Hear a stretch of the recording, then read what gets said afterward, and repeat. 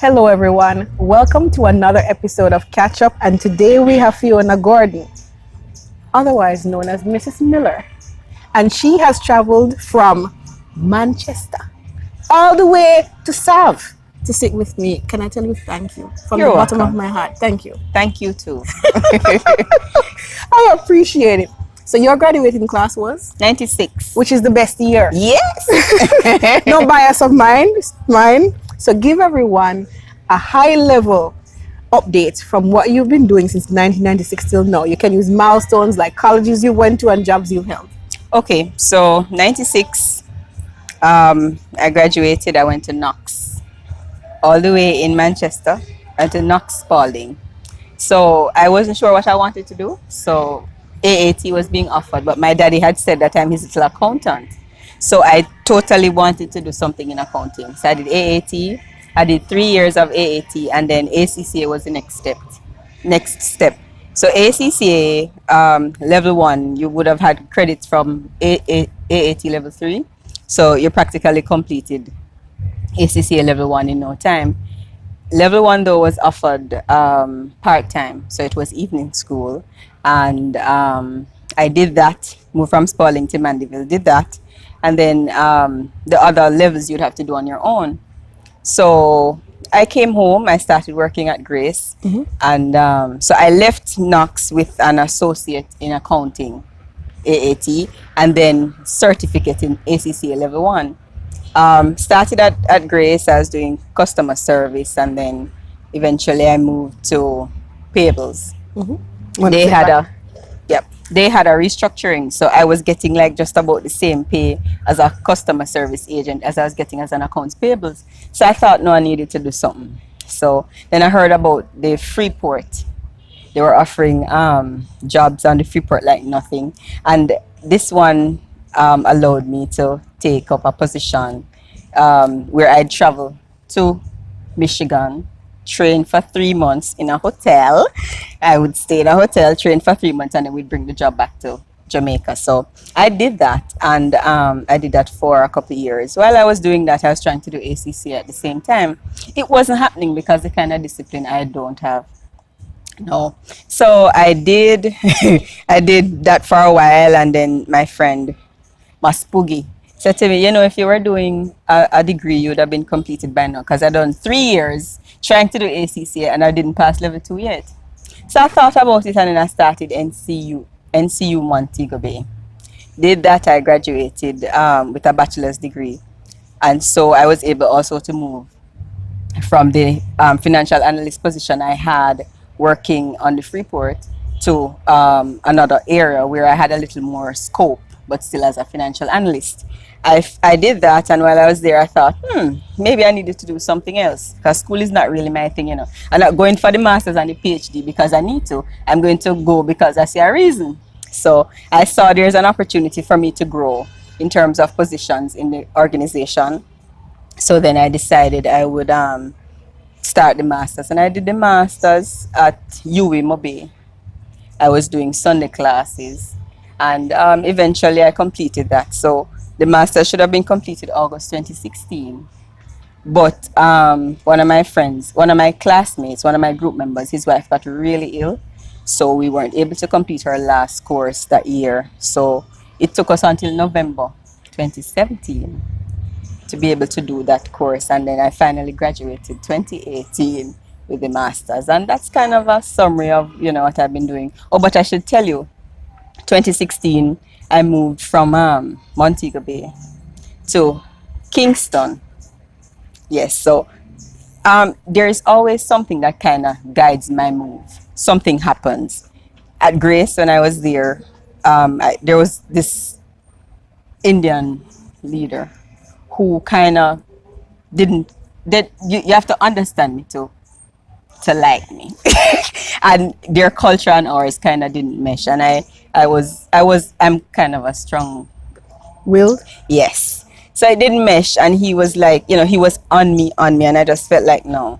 So I told him something that was culturally incorrect for him, and the next morning I went to the CEO's office and I waited for him, and I told him exactly what I told my boss and stuff. So they kind of put me on a 3 months. I bring myself to the CEO, So while I'm on my 3 months, that's when the job in Montego Bay came up. And so what's funny though is that by the time I gave them the 2 weeks notice, that man was gone by the end of my first week. Yes, I was I was at the other job in Mobay, and while I'm there for a while, there's this other lady, and I like to tell you how I feel. I don't think I should sit and take the abuse because 5 feet is not a capacity to take much.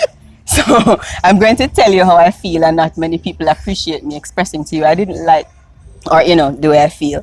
So, and I went on a vacation one year, and while I was on vacation, she was gone. Yes. So this one now, she said something to me that I can never forget. She said, "Your position is not to make you rich and famous. Famous probably because of the kind of deals you work, but not rich." I never answered her. I have never been in a place in my life where I never answered when somebody did something that terrible to me. She stumped me. Yes. Yeah, and I knew I had to start looking. So I was looking in my mind. And out of the blues, somebody called me and said, "I know it's a long shot, but would you take up a job in Kingston?" I'm like, So I spoke to my husband and I'm like, "A job in Kingston," because he knew what happened. And he said, "Okay, why not?" So, and because his job has him working the island, it was kind of easy. Convenient. Yes, it's easy for me to do that because he would at least be coming to Kingston a couple times. Right, so I said yes. Did the interviews. It took like 3 months for all of this to close. And while I'm there waiting for it to close, it's hard for me to function in my role at my current job, because having said that to me, and I have people to lead, without the kind of motivation to lead people, you're in a rut. It was hard for me. It was like the hardest 3 months. And then one day I said to myself, you know what? You need to find something that you can change or you can develop over the next year. And then, I was able to be comfortable to say, all right, I'm going to stay here and I'm going to do my best. And just about when I was settled and ready to do my best, they called me in Kingston. Called me for the job, and I went. I mean, when I said 3 months, I mean I did an interview like every month. And I'm like 1 month waiting, and you're like, oh, and then they call you again for another interview. Did the interview, got the job, and July 2016 was when I resigned from this other position, and went to Kingston August. So I have a daughter at that time who was 3. So I need to find school and all of those things. In the middle of looking for school and an apartment and all of that, they said, you don't have to stay in Kingston. You can actually work in Mobay, because the job you do, you can even be remote. I mean, Mandeville. The job you do, you can do it from there. And I'm like, okay, cool. Went to Mandeville, found a school, and I've been there since August 2016 till now. And I am liking where I am now.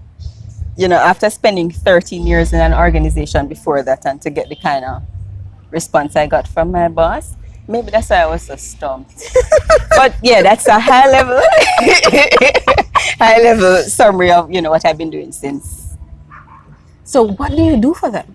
This job, what do you do? Okay. I'm doing financial I'm sorry, that's what I did in Mobay. Financial modeling. In Mandeville, what do you do? In Mandeville, I'm a business controller. The summary of that is, it's like a financial controller, but if you know what we do in BPO, we take other people's business and do it here in Jamaica. It could be customer service, it could be finance and accounting, whatever it is. So I'm linking the two. When I was in Mobay, my last 5 years, I was doing financial modeling, which is essentially preparing pro forma financial statements of what the business will look like for us if we get it. So let's say Nike wanted somebody to do some work for them, we would do the pricing of it, and it would or end result of that would have been a financial statement to say, this is what the margin is that we're expecting to make. In Mandeville now, what I'm doing is business control, which is essentially after we've received the business, it's saying you need this many people to do this much work. based on the volumes that the client promised to send you, this is kind of where your monthly view should be. This is your monthly financials. And then we're comparing what our forecast is, which is what I do. Business Control does the forecasting. Then you're comparing the forecast with what happens in the actual financials. And you're identifying reasons for these variances. Yes. And you're saying, hey, don't you ever do that again because we need to make this margin next month and you already messed it up last month, that kind of thing. Yeah. It sounds bad, not true? So you touched on your family a little bit, that you're married. How many years? 7 December last 7 year. years. And children? One daughter. One daughter. She's about to be 6 in April. She's about to be 6. What has marriage taught you? Oh my God. Marriage has taught me that this whole equation of 2 becoming 1 is not as easy as math used to be. And I never liked math. I couldn't manage it. It has taught me that you really have to just make sure you don't lose yourself. Because if you lose yourself in a relationship, in marriage, you will never get back there. You'll never get back there. You're not going to be happy. Because you're going to be looking into the mirror and seeing somebody that you don't know. You're going to be so sad and disappointed that you're going to be what disappoints and saddens your partner. Communication is another part of it. Oh my goodness. What I'm saying and what you're hearing is the totally opposite. Like, what happened? And, sorry. How did you get that? How do you get that from what I said? And how do you know that that's what I'm going to say, that you're responding to me already? And then the submission thing. It's what does it mean? Really? Your parents and your grandparents never taught you what really submission is, or you never liked what you saw because they just stood there and allowed nothing to happen, as it relates to them.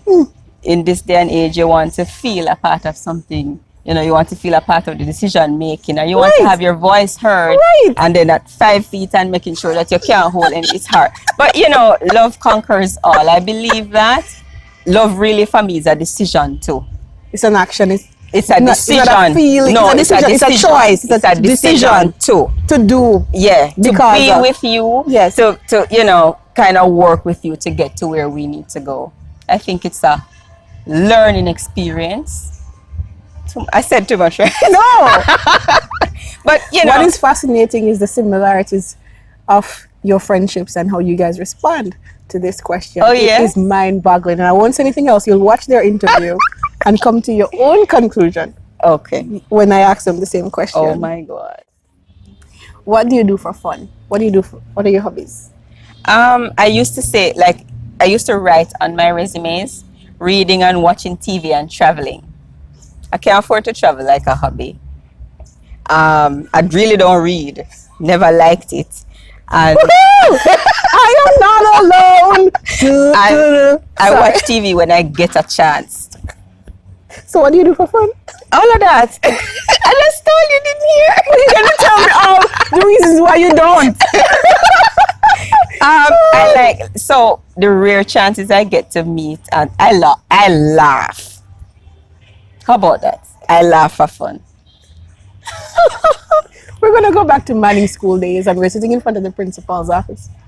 We're going to talk about your favorite memories, teacher, and subject. Who was your favorite teacher? I liked Miss Taylor, the social studies teacher. I think it's Jacqueline Taylor, that her name was. You felt like she wasn't just a teacher. She was somebody who you could relate to. I kind of felt like everybody was on this. We're here and you're there. But she kind of came down to you. Not all the way down, because she demanded a kind of respect. But she was so soft and sweet. So I liked social studies like nothing else. And I didn't like school. I didn't like schoolwork or anything. I liked social studies because of her. Yes. You could hear. She was direct. She touched you in a way by just talking to you that you couldn't disrespect her, and I like that she kind of her presence commands this respect. Yes. And she was just so soft and sweet. I liked Miss Evans too. Yes. And Miss Rumbold. And Mr. Bruce never taught me. But Mr. Bruce used to provoke me. So I had this, I don't know if you remember when the cheese bottom shoes started. They were like water boots. You had them that came up above your ankle, or you had them, Hurry had them at the time. My father bought me a water boot type. And I was like, what did you go with this water boot? Then Miss Wagstaff saw me in the shoes and she had me stand up in the sun because it was not allowed. It was too tall. Then I started to like the shoe. Somehow, Mr. Bruce, I guess the shoe was so out there that everybody saw it. Somehow, Mr. Bruce saw the shoes, and even though the shoes broke up and I went to hurry to get one like it, you know, it would not have been the tall, the booty. Mr. Bruce was like, big boot. So even today, if I see him, it's big boot. So I liked him too. Subject. Was social studies your favorite subject? What was your favorite subject? Since you never really like schoolwork. You should see your face. I did not have a favorite subject. Yes? No. Interesting. No. All right. So we transition to memories. All right. So when I was in first form, I met some crazy people. So people like Andrew and Sharika were in first form with me, one indigo and two indigo. I don't remember if it's one or two, but when Oliver used to do his videotaping, Yes. and used to watch TV, so we were in this class. We were in this class, and we had this new teacher, and my friend, I won't call her name, she had just watched Oliver the night before. We always come to class and talk about what's going on. And that week, Marsha Essie was in the class too. That week was the week when Oliver, they did the Kiss Up the Granny business. And so we had this thing the morning, and we were singing, kiss up, me grandma. We go on and go on. And the lady, I remember. she came into the class, and you know, and all of that, and she was like, she just beat us down. Listen, because we were clearly idle children and whatever. And then the next time she came all dressed up and nice, you know, and she was in earring, and one of my friends just started laughing and pointing at the lady and like, Miss, how are you going to them big old ugly earring? And she was like, oh my, those are, yeah. That's one of them. And then there was Patrice and Marika and Casey and I. We used to hide Miss Nut shorthand class. We didn't see, technology age. Where was shorthand going those days? So we used to sit around the back towards the roadside going to Landala side. We used to sit down there, PE area. And we used to talk a lot and have a lot of fun while Miss Nut class was going on. But then I had this little boyfriend in Tree Blue.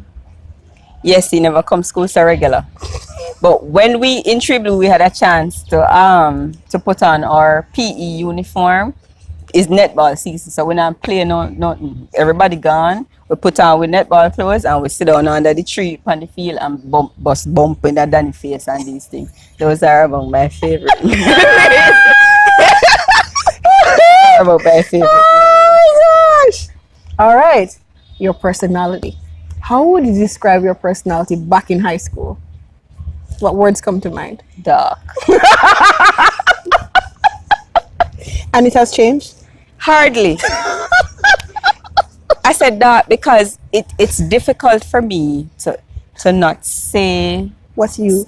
Yeah, and sometimes it's not that you did something to me, you know. Sometimes it's just that you're doing something that I don't think needs to happen. And sometimes it's me trying to help you.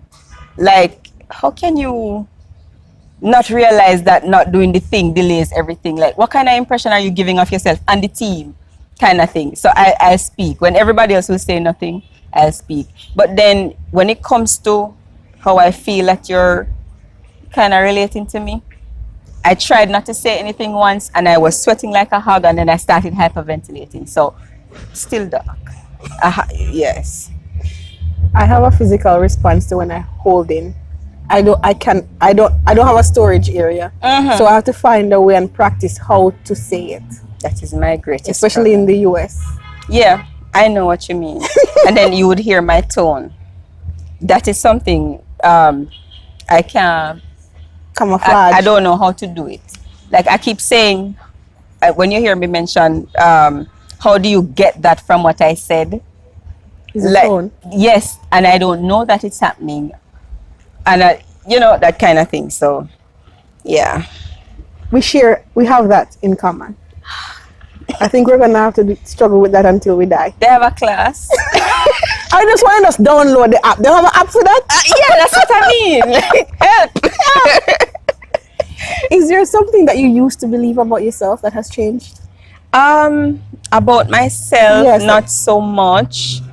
My thing is, word is wind, and the sticks and stones will break my bones, but words will never hurt me. That I think is totally BS. I say that because we need to realize that words are powerful. The things we say to and about people can really hurt people forever. Maybe I had a barrier, and I suppose because words are so powerful, my words became more powerful than the words people spoke at me. So it never impacted me as much. So, I'm saying word is not wind, it pierces, it hurts, unless your words that you speak in return are more powerful than theirs. Like you block it Yes. with your words. That's kind of my thing. So initially I was singing this song with everybody, sticks and stones, and it didn't break my bone because I had a stronger word for myself.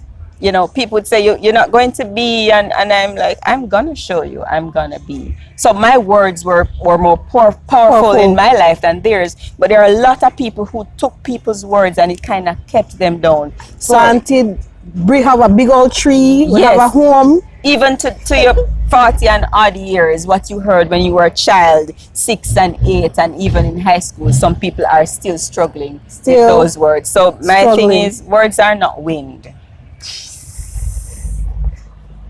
So, if you had to see Fiona in 1996, your younger self, what advice would you give her if you had one thing to tell her? Pay attention to Mrs. Jackson and her English. I went to Knox and I was speaking English, and it had the accent, the patois accent. So, pay attention.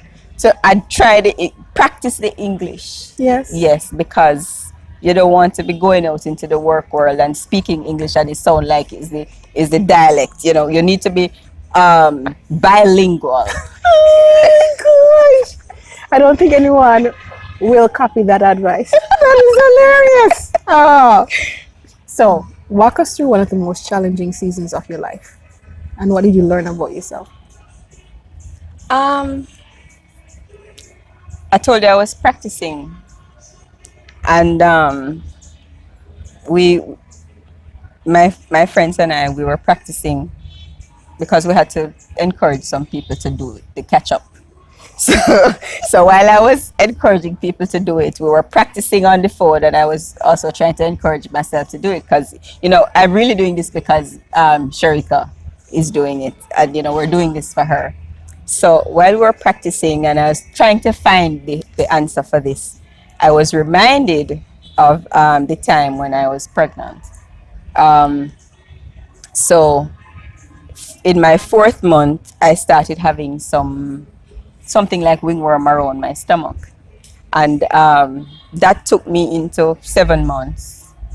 So it was like ringworm, ringworm itches. It started then, it got so bad it took over my entire body. It was now heading into my face.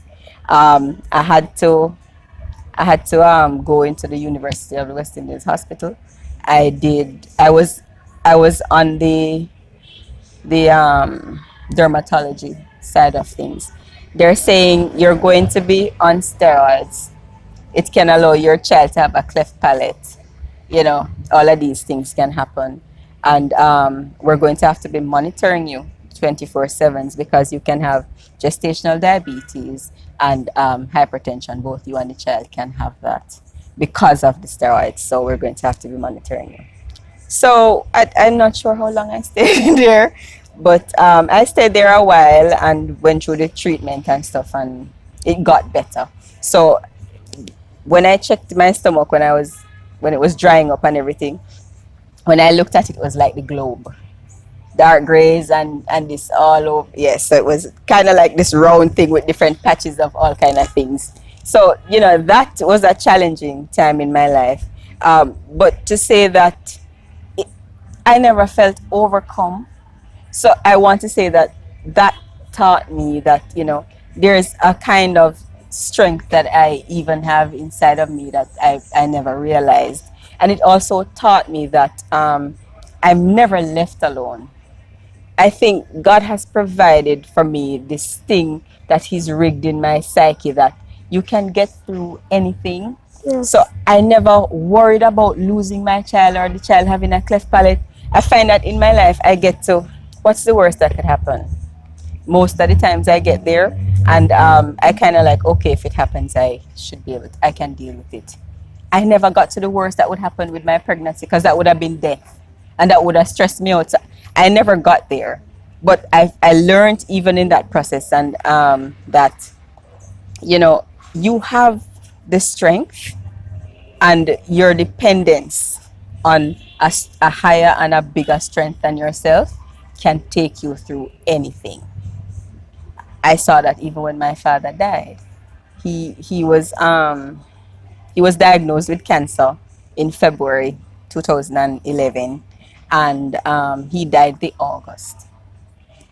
My father moved from the Cayman Islands to Florida. Like he left, he said they're gonna move me. He left the Friday evening. The Friday evening, he said he was going tomorrow. And tomorrow I was on a flight to the hospital. I went there. He was in Fort Lauderdale. I stayed right there with him for 3 weeks in the hospital in the chair beside him, and I was there for him. What's the worst that could happen? He could die. He died, but I still was not overcome. I felt like God put me there to be with him so I could also be satisfied that he knew how I felt about him. I was able to give my all to him because he gave everything for us in our, while we were growing up. I was able to give my all to him, including sleeping on the chair beside him for 3 weeks. And so I was there at his funeral. I broke down a little, but I'm not crying every day and all of that. Not because I don't love my father, but because I realize that, there's a level of strength and your dependence on God can help you to do, and to survive even the most challenging situations. Remarkable. Thank God. What is the best advice you ever received from someone else? Others have done it, so can you. And this was in relation to calculus. When I was doing NCU, Mobe, I didn't pass math. Grade 3 was like, woo! I didn't pass That's me math. in And, English. and I was like, Mr. Spence, the math teacher, was saying, you can do it again because you got 3, so you can get. I'm like, hell no, never. I'm not doing anything with math. And then I went to university and I'm like, okay, I have to do calculus, But this lady, she was like, others have done it, so can you. And if you take that into life, I mean, people have gone through and gotten through so much worse than we've faced. If they've done it, Okay. so can you. What does success mean to you? What is success for you? Success for me is just being from a work perspective. I remember when I was made supervisor and manager, for me it was every new person who comes into my team recognizing that we're Team Jamaica and having that new person manage in the 3 months and be able to present their financials to our executives abroad with a level of comfort. That for me was success. It's getting the team you're in from a position where we've only had senior analysts to where you get to a supervisor and senior financial analyst and then also finance manager. Success to me also is about being able to impact other people positively. So I have one and two friends, good friends. We don't always connect every day because life happens. Amen. But it's knowing that they know that they can reach out to me. And I don't have money, but they know that, I'm going to be straight. I'm going to give it to you straight. success for me is knowing that I'm gonna give it to you straight, and being able to come to me means, there's some value in our friendship. So there's many, many, many more seasons to come.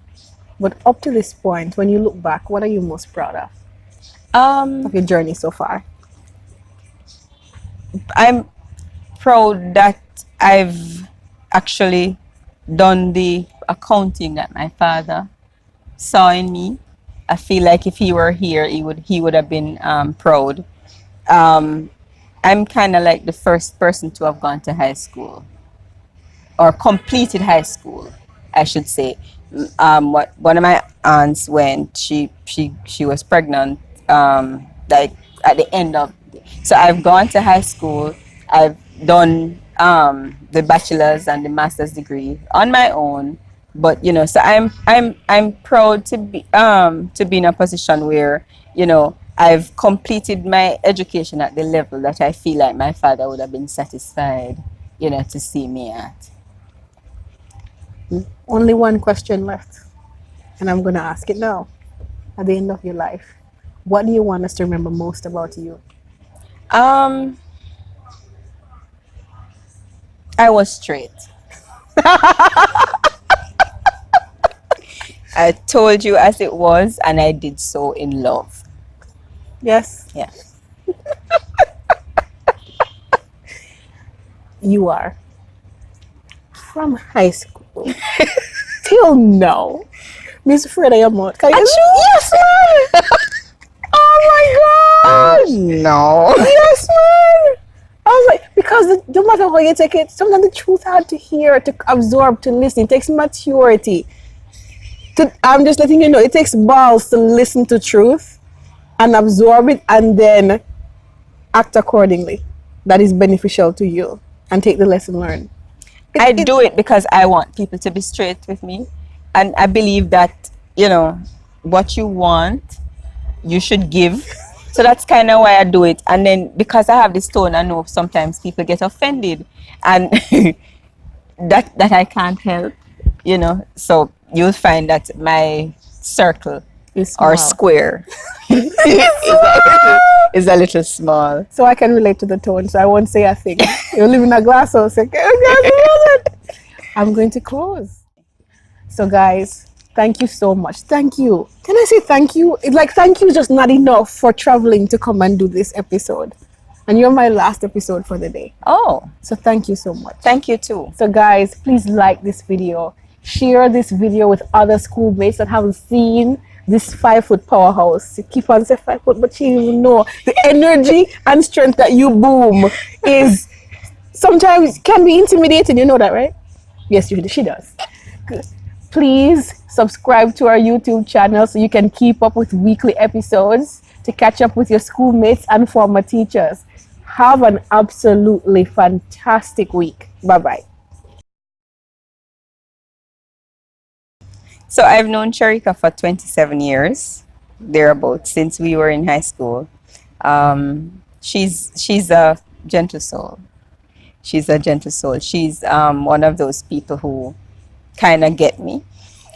She appreciates my realness, and so she's a really good friend of mine. She's been struggling for a number of years with this illness, and it hurts to see your friend struggling, but I know that she knows that she has good support in the form of our prayers and our presence when we spend the time with her. So if there is anyone who is able to assist in whatever means, if it's even just in prayers, we're requesting that for her as she goes through her illness, and hopefully God will be able to restore her to her former health, as his will prevails. So my request to anyone listening and watching is to do your best to be a part of something that's bigger and greater than you, something that will help to aid someone who is going through a challenging situation, and be able to help her to get to a place of recovery, or just to assist her in being able to manage her daily activities around managing her kidney disease. Yes. Thank you, too. guys.